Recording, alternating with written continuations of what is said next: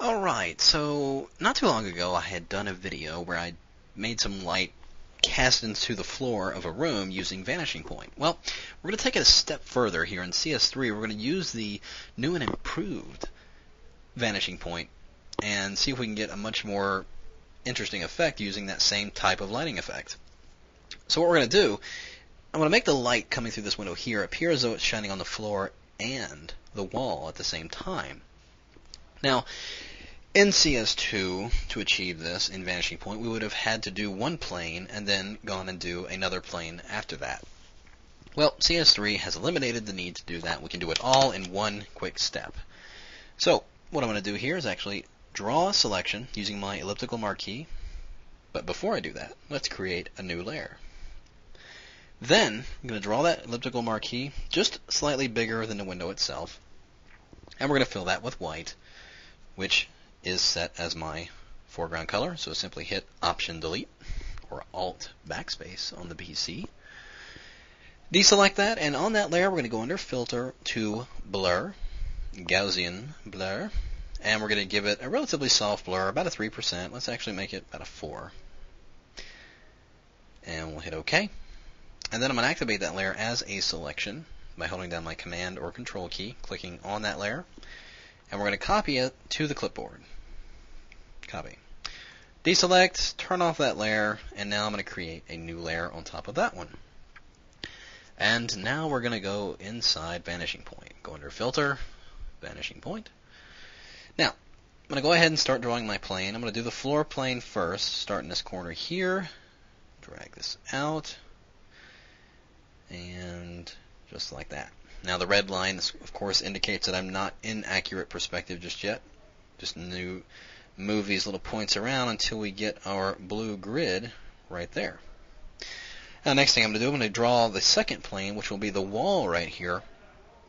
And I'm going to hold down my Command key, click on this point right here, and begin dragging that one up. And it will go and it will line up right up to the top right there. So now I've got the plane for my wall and the floor. I'm going to do Command V to paste that object into my Vanishing Point window. And when I drag it into the plane, you can see that it's gone ahead and taken the shape of the perspective. But I'm going to rotate a little bit because I want it to be the long way. Yep, like that. It's a little touchy. And it's a little big, a little long in there, so I'm actually going to bring this over and scale this in quite a bit. Move it right along here. Still a little big in there. Something you got to be careful for when you are dragging your images inside your plane, that you are careful about the size, because sometimes this thing will just jump right out there in the size, and you'll have to really search around for the edges so you can rescale it. So now that we're scaled down, I'm actually going to position this right about where it seems that the light would be coming through the window and hitting this area. I'm going to widen it just a little bit. And once that is all done, I hit OK. And there it is on its own layer into that window. And I'm simply going to change this layer's blending mode to soft light. So there, we have a subtle light coming through that window. Well, it's not entirely convincing just yet. We still need to add one more thing to make it look like that light's coming through the window, and that is basically the beams of light that you see that shine that light onto the wall. So, again, create a new layer, get my elliptical marquee, and I'm just going to draw just a big selection from top to bottom, not very wide, right about like that. And then I'm going to go over and get my gradient tool right here, making sure we're going from white to transparent, white being my foreground color. So white to transparent. Inside that selection, I'm going to hold down my Shift key and come in from the left side just a little bit, and then still holding down that Shift key, coming in from the right. Maybe just a little bit more. Just like that. Deselect it. I'm going to double click on that layer, bring up my layer styles, and we're going to add an outer glow just to give it not so sharp an edge on there. And then we'll hit OK. So I'm just going to use the default glow in there. It's going to be good enough. Next, I'm going to add a layer mask to that layer. And again, with the gradient tool, going from black to transparent because we're on a layer mask this time. Coming in from the top, holding down that shift key, I'm just going to drag in a little bit.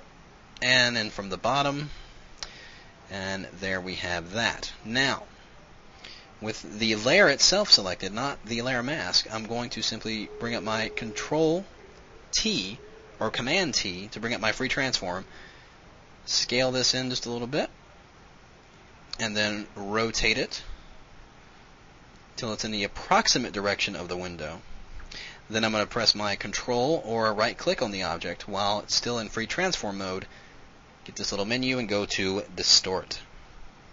And then we'll take these points and individually move them into position relative to the window and the reflection on the wall. And once that's in position, press Enter. Then it will render that window right in place. Now, it seems a little harsh in the middle there, so I simply change this layers blending mode again to soft light. There we have it.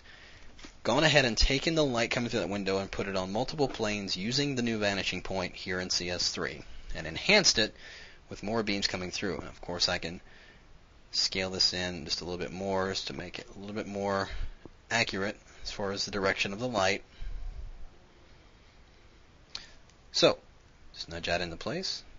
So there you have it. Another interesting use of the vanishing point tool here in CS3.